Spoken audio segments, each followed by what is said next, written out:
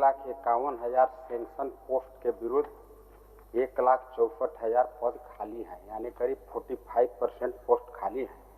और उसका जो अंतिम में जो कंक्लूड किया गया है आंसर को, उस पर आते हैं। वो कहते हैं कि विभाग द्वारा प्राप्त अधियाचना के आधार पर झारखंड लोक सेवा एवं झारखंड कर्मचारी चयन आयोग के माध्यम से सरकार लगातार रिक्तियों को भरने का कार्य कर रही है। क्या अधियाचना नहीं आ रहा है इसलिए सेंक्शन पोस्ट खाली हैं कि और क्या बात है, यही जानना चाहते हैं अध्यक्ष। माननीय मंत्री जी।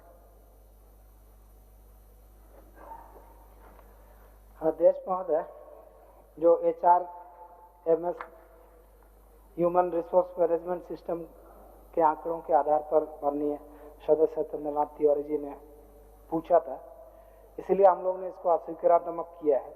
और हम लोग ने जो वित्त विभाग का physical policy strategy and medium term physical plan के आधार पर भिन्न विभागों का जिस तरह के आंकड़े आए हैं उसको हम लोग ने जानकारी दी है माननीय सदस्य को, ताकि वित्त विभाग का आंकड़ा गलत नहीं हो सकता है, बल्कि HRMS का आंकड़ा गलत भी हो सकता है। इसलिए हम लोग ने स्पष्ट कर दिया।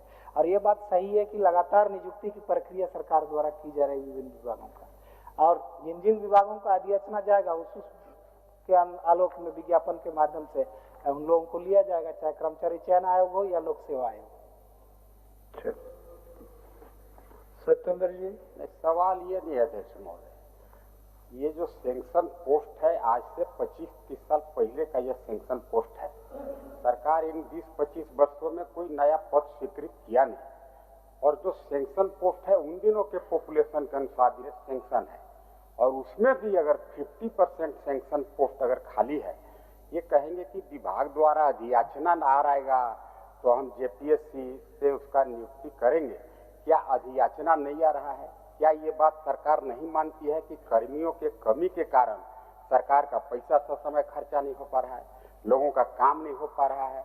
इस तरह का आंसर देना जब मतलब सरकार की कोई गलती नहीं है, चूंकि विभाग अधियाचना नहीं दिया इसलिए हम वैकेंसी के अगेंस्ट में बहाली नहीं किए। क्या है मतलब, अगर आता अधियाचना तो ये बहाली कर देते, या अगर अधियाचना नहीं आता है तो क्यों नहीं आता है? विभाग को भी स्पष्टीकरण पूछना चाहिए कि क्या तुम्हारे पास कर्मी सफिशिएंट हैं इसलिए अधियाचना नहीं भेजते हो कि क्या है? अध्यक्ष मोदी, जवाब थोड़ा आप लास्ट पारा को देखा जाए अध्यक्ष महोदय।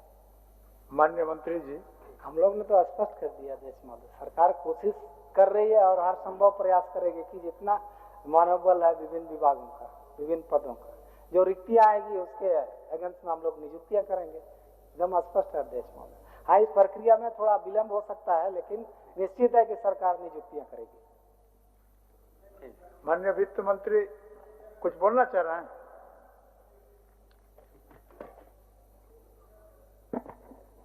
महोदय, चूंकि नियुक्तियों का निर्धारण और वैकेंसी में वित्त विभाग की भी भूमिका है, और जैसा कि हमारे सहयोगी मंत्री जी ने बहुत स्पष्ट तरीके से जवाब दिया है, मैं सिर्फ इतना कहना चाहता हूं संसदीय कार्य मंत्री के रूप में। आपने खुद अपने अनुपूरक में इस बात को स्वीकार किया है कि ये जो रिक्तियां हैं वो विगत 20-25 वर्षों से चली आ रही है। महोदय, ये पहला अवसर है श्री हेमंत सोरेन जी के नेतृत्व में कि हम अपने मानव संसाधन को विकसित करना चाहते हैं, बढ़ाना चाहते हैं, और यही परिणाम बताता है कि अब तक हम लोग 30,000 से अधिक नियुक्तियां हम लोगों ने कर ली। आपने ये जानने की कोशिश की है कि अधियाचना भेजी गई है या नहीं भेजी गई? महोदय, मैं माननीय सदस्य को ये आश्वस्त करना चाहता हूं कि हम अपने आर्थिक संसाधनों के अनुरूप इतने बड़े बैकलॉग जो पड़े हुए हैं, खाली पड़े हुए हैं, हम अपने संसाधनों के अनुरूप इन नियुक्तियों को सरकार भरना चाहती है, भर भी रही है, इसलिए कि सरकार जानती है कि इस राज्य के विकास के लिए ह्यूमन रिसोर्सेज को विकसित करना बहुत जरूरी है, और इस दिशा में श्री हेमंत सोरेन की सरकार आगे बढ़ रही है। बोलिए बोलिए। माननीय अध्यक्ष महोदय, मैं तभी से बैठ के सुन रहा हूं।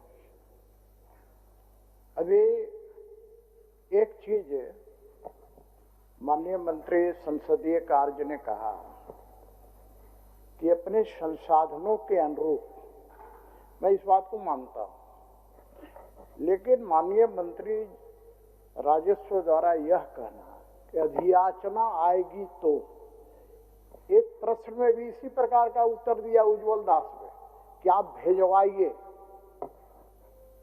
विधायक का काम है क्या भेजवाना, उपायुक्त के पीछे पीछे घूमेगा, खुशामद करेगा, कमिश्नर को खुशामद करेगा, भेजेगा। तो अरे यदि उपयुक्त है तो कीजिए, नहीं उपयुक्त है रिजेक्ट कीजिए। उसी प्रकार से जैसे मान लिया, एक उदाहरण दे रहा हूं मैं कि कृषि विभाग है, यदि कृषि विभाग के अंदर पद खाली है अध्यक्ष महोदय, और यदि उस विभाग के सचिव से लेकर और अधिकारी यदि अधियाचना नहीं भेजेंगे तो क्या तब तक खाली रहेगा? या आपके पास आर्थिक संसाधन उपलब्ध नहीं है जिसके कारण आप उन नियुक्तियों को कर वेतन दे सके, तो आप कहिए कि हमारे पास संसाधन नहीं है इसलिए हम नियुक्तियां नहीं कर रहे हैं। आज कोई विभाग देख लीजिए अध्यक्ष महोदय, सारा का सारा आउटसोर्सिंग से चल रहा है अध्यक्ष महोदय। तो मेरा स्पष्ट कहना चाहिए कि सरकार जिन जिन विभागों में खाली पद है उसको हम भरने का काम करेंगे। एक समय सीमा दे दीजिए कि इतने साल के। अब भाषण हमारी सरकार ऐसी कर रही, वैसी करने से कोई मतलब नहीं है। सरकार में आप हैं और 19 से लगातार हैं, इसलिए आप बहानाबाजी भी नहीं कर सकते अध्यक्ष महोदय। चलिए माननीय मंत्री, स्पष्ट बताना चाहिए। माननीय मंत्री जी पूछ रहे